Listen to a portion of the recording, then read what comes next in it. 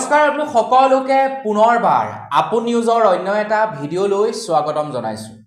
আজি খবৰ লৈ আহিছো আপোনালোকৰ কাৰণে প্ৰয়াগৰাজৰ কুম্ভ মেলাৰ পৰা। তো কুম্ভ মেলাত এতিয়ালৈকে প্ৰায় 30 জনৰো অধিক লোকৰ মৃত্যু হয় বুলি খবৰ ওলাইছে। আমাৰ অসমৰো এজন ব্যক্তিৰ মৃত্যু হয়। তো তেখেতৰ মৃতদেহ আমাৰ অসমলৈ লৈ অনাত অসম চৰকাৰে সহায় কৰিম বুলি কৈছে বাৰু, আৰু পৰিয়ালটোলৈও আৰ্থিক অনুদান আগবঢ়াম বুলি জনাইছে। কিন্তু প্ৰায় 30 জনতকৈও অধিক লোকৰ এতিয়ালৈকে মৃত্যু হৈছে আৰু 60 জনতকৈও অধিক লোক আহত হৈছে প্ৰয়াগৰাজৰ কুম্ভ মেলাত। তো বন্ধু-বান্ধৱীসকল, এই যি নেকি অঘটন হ'ল, এই অঘটন হ'ল মৌনী অমাৱস্যাৰ দিনাখন। মৌনী অমাৱস্যাৰ দিনাখন, যিদিনাখন নেকি সেই নদীত অমৃত আহে বুলি কয়, সেইদিনা নদীত গা ধুব লাগে, স্নান কৰিব লাগে, আৰু সেইদিনাখনেই আটাইতকৈ বেছি মানুহ হৈছিল, আৰু সেইদিনাখনেই এই অঘটনটো হয়, আৰু অঘটনৰ ফলত 30 জন লোকৰ মৃত্যু হয়। তো মই আজি আপোনালোকক জনাম যে কেনেকৈ সেই অঘটনটো হ'বলৈ পাইছিলে, ক'ৰ পৰা উৎপত্তি হৈছিলে সেই অঘটনটো।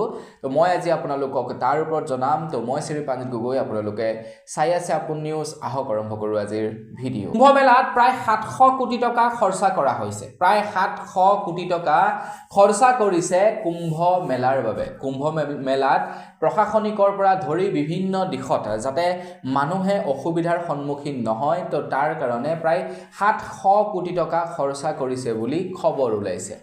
এতিয়া বহু লোকে দুখ দিব বিচাৰিছে চৰকাৰক, চৰকাৰৰ প্ৰশাসন ব্যৱস্থাক বহুতে দুখ দিব বিচাৰিছে এই কাৰণেই যে প্ৰশাসন যদি কটকটীয়া হ'লহেঁতেন, যদিহে চৰকাৰৰ নিৰাপত্তা ভাল হ'লহেঁতেন, তেন্তে এই লোকসকলৰ মৃত্যু নহ'লহেঁতেন বুলি সকলোৱে দাবী উত্থাপন কৰিছে, সকলোৱে চৰকাৰৰ ওপৰত এলিগেশ্যন লগাইছে।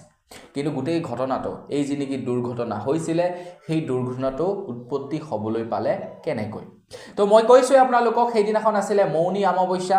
মৌনী অমাৱস্যাত আটাইতকৈ বেছি মানুহৰ ভিৰ হৈছিলে, য'ত নেকি সকলোৱে সেইদিনাখন গা ধুব, স্নান কৰিব নদীত। তো সেইবাবে বহুতো লোকৰ সমাগম হৈছিলে। তাত প্ৰশাসন আছিলে, প্ৰশাসনে যাতে সকলোবিলাক শান্তি শৃংখলা বজাই ৰাখি সকলোকে স্নান কৰোৱাব পাৰে, তো তাৰ কাৰণে কিছুমান জেগাত বেৰিকেডৰ ব্যৱস্থা কৰি দিছিলে, যাতে মানুহবিলাকে বিশৃংখলভাৱে অহা যোৱা নকৰে, শৃংখলাবদ্ধভাৱে যাতে অহা যোৱা কৰে। তো তাৰ কাৰণে কি কৰিছিলে, বেৰিকেডৰ ছিষ্টেম কৰি দিছিলে। বেৰিকেড মানে কি জানে, এই বাঁহেৰে নিৰ্মাণ কৰি কি কৰে, অ'ত লগাই ৰাখে, যাতে ৱালৰ সদৃশ হৈ পৰে, যাতে মানুহে মানে খেলি মেলিকৈ অহা যোৱা কৰিব নোৱাৰে। তো মানুহ যিহেতু ভিৰ, অকণমান ঠেলা হেঁচাটো হ'বই, আৰু আপুনি ৰখি দিলেই হ'ল, আপুনি আৰু নিজে খোজকাঢ়িব নালাগে, আপোনাক খোজ কৰাই নি থাকিব, এনেকুৱা ধৰণৰ মানুহৰ ভিৰ হৈছিলে। তো ভিৰত কেইজনমান মানুহ বেৰিকেডত লাগি পৰি গুচি গৈছিল।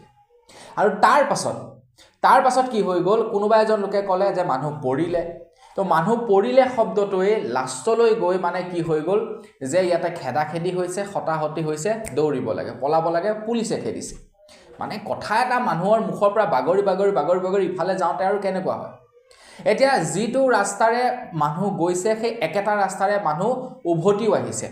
ধৰি লওক মানুহে স্নান কৰিবৰ কাৰণে এই ৰাস্তাটোদি গৈছে, আৰু সেই ৰাস্তাটোৰে কি হৈছে, স্নান কৰি অহা মানুহবিলাকে উভতি আহিছে।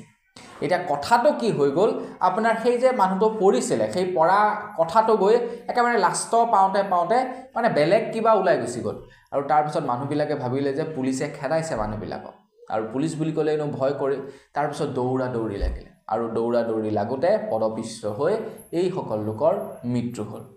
তো সেইকাৰণে এতিয়া কি কৰিছে, UP চৰকাৰে কৈছে যে আপোনালোকে পৰাপক্ষত যিবিলাক নেকি এনেকুৱা উৰা বাতৰি ওলায়, সেইবিলাকত গুৰুত্ব নিদিব। এনেকুৱা উৰা বাতৰিৰ কাৰণে এনেকুৱা ধৰণৰ এক্সিডেণ্টবিলাক হ'বলৈ পায়। উৰা বাতৰি মানে কি, আৰু মানুহৰ সেইটো এটা অভ্যাস আছে, ইয়াত এটা কথা ক'লে এই কথাটো কোৱাৰ লগে লগে এই কথাটো ঘূৰি একদম এই এৰ পৰা গৈ জেডৰ ঘৰত পাওঁতে বেলেগ কিবা হৈ যাব।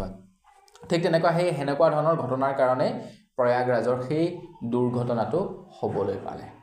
তো বন্ধু-বান্ধৱীসকল, আপোনালোকেও বাৰু যদি যাম বুলি ভাবিছে, আপোনালোকৰ ঘৰৰ পৰা কোনোবা যদি যাম বুলি ভাবিছে, অকণমান কেয়াৰফুলি যাব, যিহেতু মানুহ বহুত ভিৰ, 26 তাৰিখলৈকে হ'ব, অকণমান সাৱধানে পৰিব।